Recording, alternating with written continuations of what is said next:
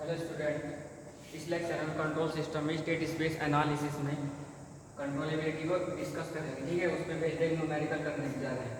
ठीक है, कंट्रोलेबिलिटी क्या होती है? क्यूसी से मैं इसको रिप्रेजेंट करता हूँ। क्यूसी बी ए बी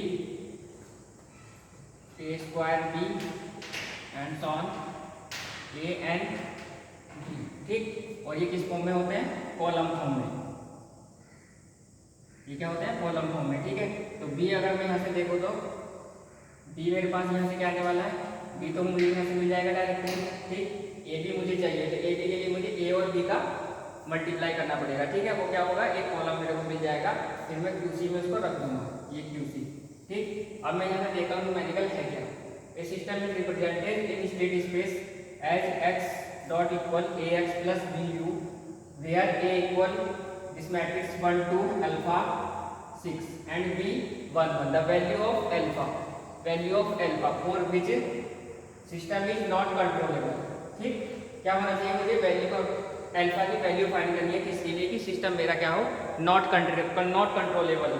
ठीक, तो उसके लिए मुझे क्या पता होना चाहिए? कंट्रोलेबिलिटी और नॉट कंट्रोलेबिलिटी की क्या पता होना चाहिए? कंडीशन पता होनी चाहिए। ठीक, तो क्यूसी का वैल्यू मैं देता हूँ मोड, इसकी हेल्प से मुझे क्या मिल जाएगा? ये कॉलम फॉर्म में मिल जाएगा, इसको मैं रिप्रेजेंट कर लूंगा मैट्रिक्स की फॉर्म में। ठीक, मैट्रिक्स की फॉर्म में जब मैं कर पाऊंगा तो क्यूसी इक्वल, अगर उसका mod not equal to zero रहता है, ठीक, नॉट इक्वल टू जीरो रहता है तो सिस्टम क्या रहता है मेरे पास? कंट्रोलेबल सिस्टम को मैं कहता हूँ। ठीक, दूसरा, अगर mod of QC equal to zero हो जाए तो उस सिस्टम को क्या कहता हूँ मैं? Not controllable. ठीक, तो मुझे क्या करना है? इस अल्फा की वैल्यू फाइंड करने के लिए अल्फा की मुझे वो वैल्यू चाहिए जिसको ये सिस्टम क्या हो? नॉट कंट्रोलेबल हो। तो उसके लिए मुझे क्या करना पड़ेगा? क्यूसी का मोड क्या करना पड़ेगा? जीरो करना पड़ेगा। ठीक है, अब मैं क्या करूंगा? इसको मैट्रिक्स फॉर्म में लिखूंगा क्यूसी को। ठीक,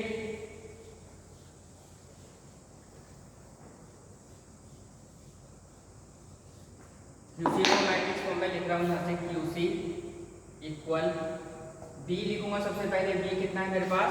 1 1। ठीक, अब मुझे चाहिए नेक्स्ट ए और बी। ठीक, ये कहाँ तक? एन तक जाता है, लेकिन मैं यहाँ से देख पा रहा हूँ मेरे पास ए का जो मैट्रिक्स है 2 क्रॉस 2 का मैट्रिक्स है। ठीक, तो क्यूसी का मैट्रिक्स में मेरे पास क्या होने वाला है? 2 क्रॉस 2 का ही मैट्रिक्स होगा।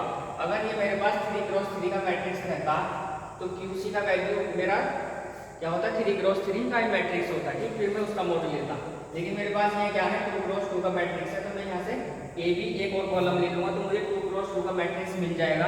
तो ए बी का वैल्यू मैं यहाँ से परफॉर्म कर रहा हूँ, ये पहले ए लिख लेता हूँ 1 2 अल्फा 6।